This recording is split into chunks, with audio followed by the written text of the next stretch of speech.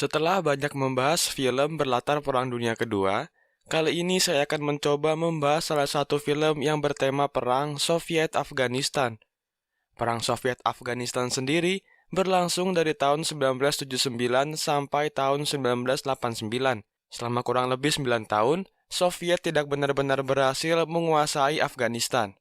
Tanggal 2 Februari 1989, Uni Soviet secara resmi menarik diri dari Afghanistan. Tanpa berlama-lama lagi, inilah dia kisah lengkapnya. Siberia 1988. Sekumpulan laki-laki berpamitan dengan kerabatnya untuk menjadi relawan di Afghanistan.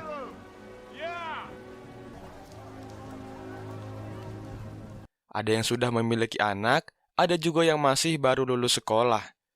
Mereka semua tampak antusias untuk membela tanah airnya.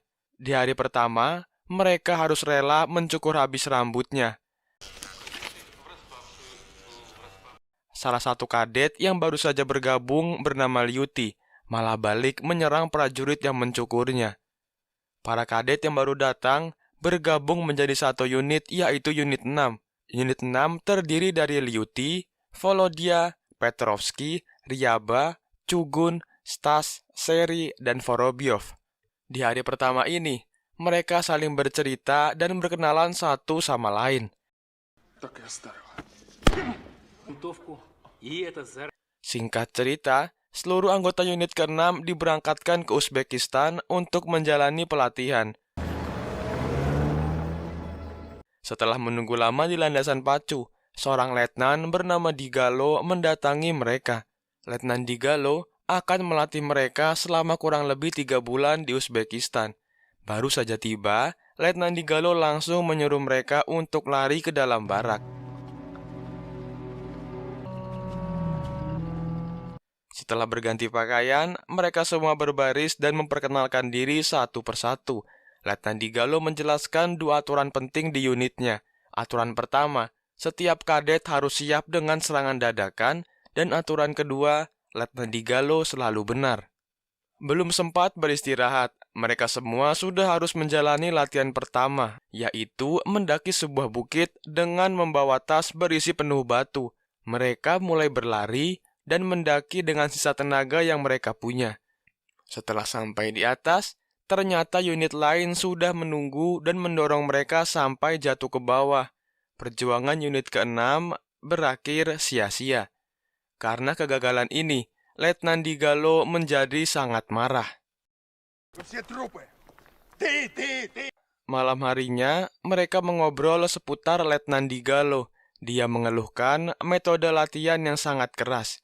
Tapi belum sempat beristirahat, Letnan Digalo masuk dan menyuruhnya untuk bangun. Pagi-pagi benar, anggota unit ke-6 sudah harus kembali latihan. Latihan kali ini adalah merangkak dan melewati tebing. Dengan sisa tenaga yang mereka punya, anggota unit ke-6 terus berusaha melewati segala rintangan. Serangkaian latihan mereka jalani hari itu. Tanpa sengaja, Letnan Digalo menemukan Chugun yang menggunakan tas kosong. Akibatnya, Chugun menjadi sasaran pukul Letnan Digalo. Di tengah serangkaian latihan keras, Volodia memutuskan untuk mengundurkan diri. Keputusan itu juga diikuti oleh yang lainnya. Beberapa dari mereka merasa metode latihan dari Letnan Digalo sudah tidak manusiawi lagi. Mereka memutuskan akan keluar besok pagi saat upacara bersama kolonel. Waktu upacara pun tiba. Tidak ada satupun dari mereka yang berani mengundurkan diri. Volodia, Ryaba, dan Chugun menarik kembali kata-katanya dan bersedia berangkat ke Afghanistan. Latihan kembali dilanjutkan. Kali ini mereka sudah boleh berlatih menggunakan senjata.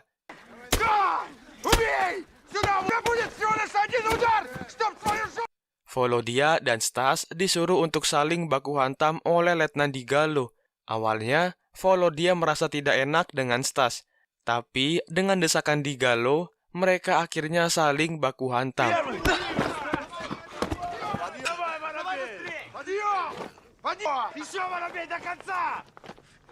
Setelah itu, anggota unit ke-6 melanjutkan latihan dengan pelajaran kimia. Salah satu dari mereka, yaitu Petrovsky, malah membuat alat kelamin pria dari plastisin.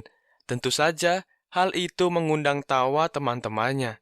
Namun, Letnan Lyakov yang mengajar menemukan hasil karya Petrovsky. Setelah selesai latihan, Petrovsky langsung disuruh untuk menemui Letnan Digalo. Dengan tertunduk, Petrovsky masuk ke ruangan Letnan. Untungnya, Letnan Digalo tidak marah dengan kelakuan Petrovsky. Sebagai gantinya, Petrovsky disuruh untuk menggambar potret wajah Letnan. Kebetulan, Petrovsky terkenal sebagai pelukis sebelum menjadi tentara. Hari demi hari mereka jalani dengan latihan keras. Tak terasa, kemampuan menembak mereka sudah semakin membaik.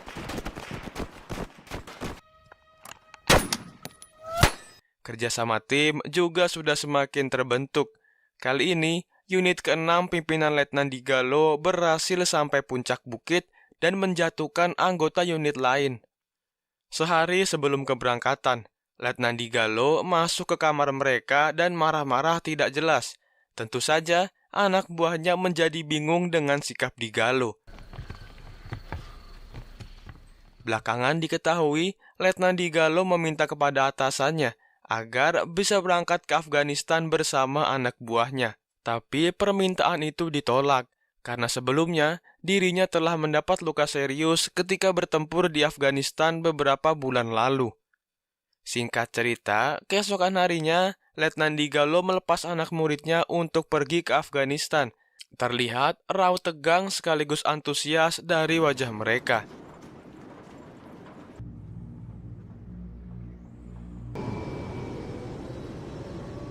Setelah menempuh perjalanan selama beberapa jam, akhirnya pesawat yang mereka tumpangi berhasil mendarat di Bagrami dengan selamat.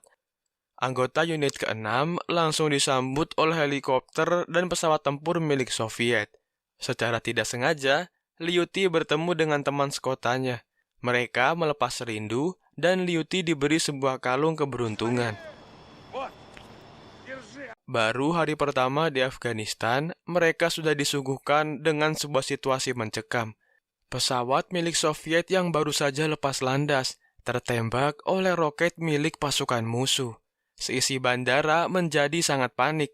Mereka bergegas mengosongkan landasan, tapi sayangnya pesawat itu meledak.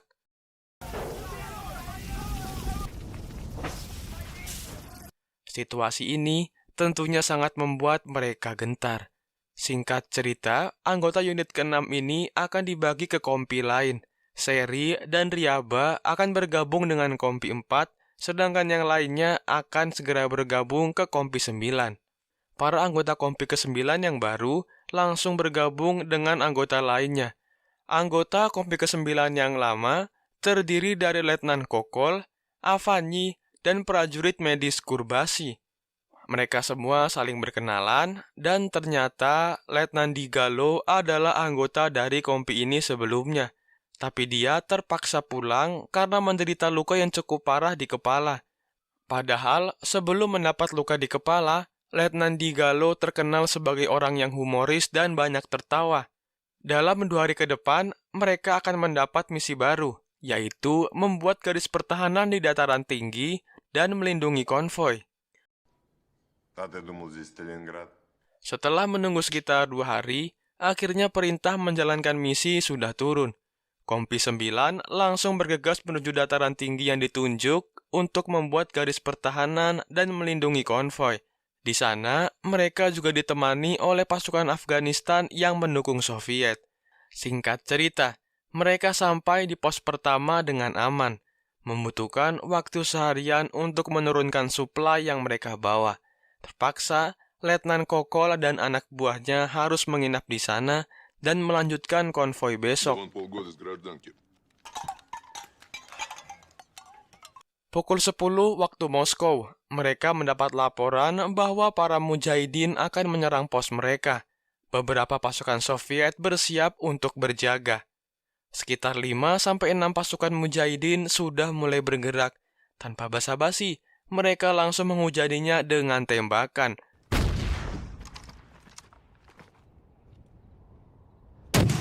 sayangnya, pasukan Mujahidin Afghanistan berhasil lolos. Keesokan harinya, ketika ingin buang air, tanpa sengaja Volodya bertemu dengan Ahmed. Ahmed adalah salah satu pemimpin pasukan Mujahidin Afghanistan. Awalnya, Volodya membiarkan Ahmed untuk pergi, tapi karena Ahmed terpleset, akhirnya dia tidak sengaja menembak Ahmed karena terkejut. Singkat cerita, mereka melanjutkan misinya untuk mengamankan konvoi dari dataran tinggi. Kendaraan lapis baja Soviet terus melewati gurun pasir dan perbukitan yang seakan tidak berujung. Dataran tinggi Anhohe dipilih menjadi garis pertahanan mereka. Tugas pertama yang harus dilakukan adalah membersihkan ranjau dari puncak bukit Anhohe. Sebuah ranjau milik Soviet berhasil ditemukan. Untungnya, Petrovsky tidak menginjak ranjau itu. Para kadet di Kompi 9 ditugaskan membangun tenda dan pos-pos pertahanan. Mereka bekerja seharian dari siang hingga malam tiba. Akhirnya, setelah seharian bekerja, pos pertahanan mereka siap untuk digunakan. Tapi tiba-tiba mereka dikagetkan dengan kedatangan sekelompok orang. Pasukan yang berjaga langsung melepaskan tembakan peringatan. Tapi ternyata itu adalah anggota dari Kompi keempat yang tersisa. Hampir dari seluruh anggotanya tewas dalam pertempuran. Tentu saja, hal ini membuat para kadet menjadi takut. Hari kedua di dataran tinggi Anhohe, belum benar-benar ada serangan dari Mujahidin. Tentara Soviet menghabiskan waktunya dengan bermain kartu dan bersantai. Petrovsky yang senang menggambar disuruh untuk mencari sebuah korek. Tapi tak ada satupun dari mereka yang memiliki sisa korek. Petrovsky berinisiatif menukar 2 kaleng ransum kepada warga lokal bernama Bakar agar mendapatkan korek.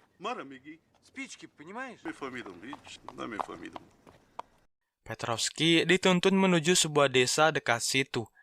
Mata para penduduk desa langsung tertuju pada Petrovsky. Sampai akhirnya, Petrovsky berhasil mendapatkan korek. Sekembalinya dari desa itu, Petrovsky mendapat boga mentah dari kapten karena telah meninggalkan posnya tanpa izin. Letnan Kokol mengatakan bahwa mereka akan menghujani desa itu dengan bom. Konvoi yang mengangkut bahan makanan akhirnya datang.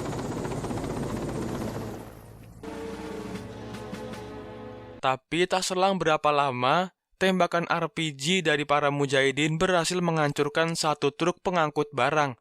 Semua pasukan Soviet terkejut dan baku tembak terjadi saat itu.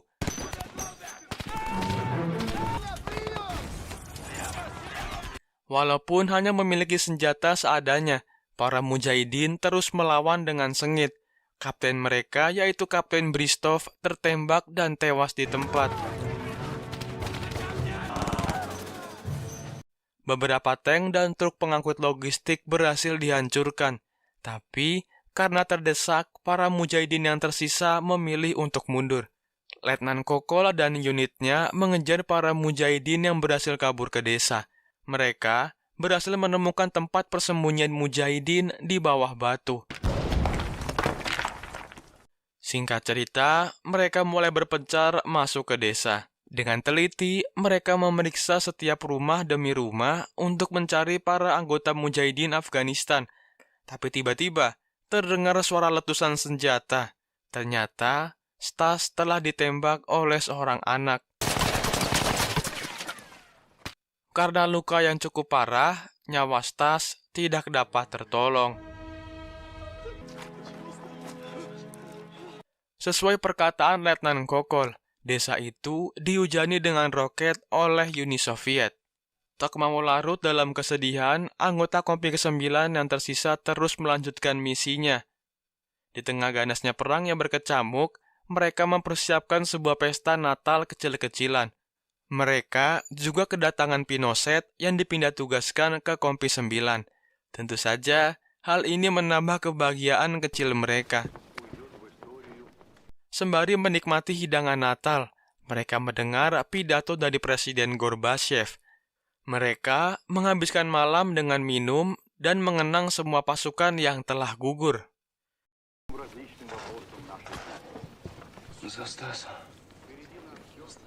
Pada pagi harinya, Petrovsky yang bangun paling awal menyempatkan diri untuk melukis pemandangan Afghanistan. Tapi ternyata, para mujahidin yang marah karena desanya dibom telah bersiap untuk menyerang. Alhasil, Petrovsky tewas tertembak. Anggota lain yang baru saja bangun dari tidur langsung bersiap di posnya masing-masing. Tentu saja mereka sangat terkejut dengan serangan mendadak ini.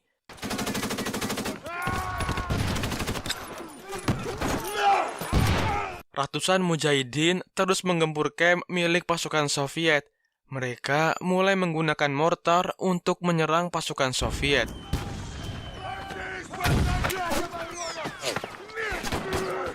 Mujahidin Afghanistan terus berdatangan seakan tidak ada habisnya. Letnan Kokol dan anak buahnya mulai kewalahan.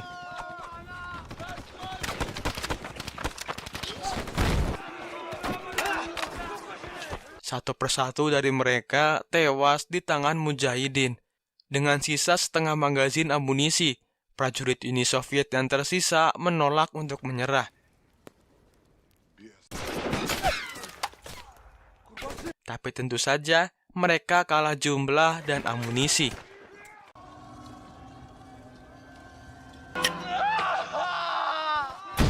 Untungnya, tak selang lama datanglah 2 helikopter yang menolong mereka.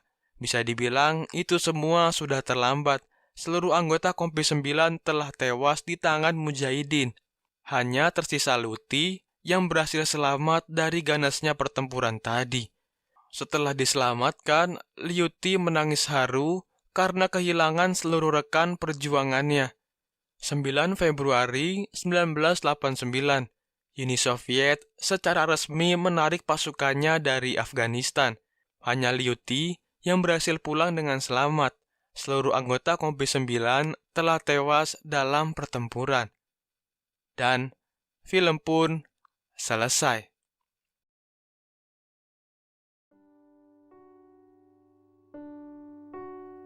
Segitu aja pembahasan dari film kali ini. Semoga kalian suka dan sampai jumpa di video seru lainnya.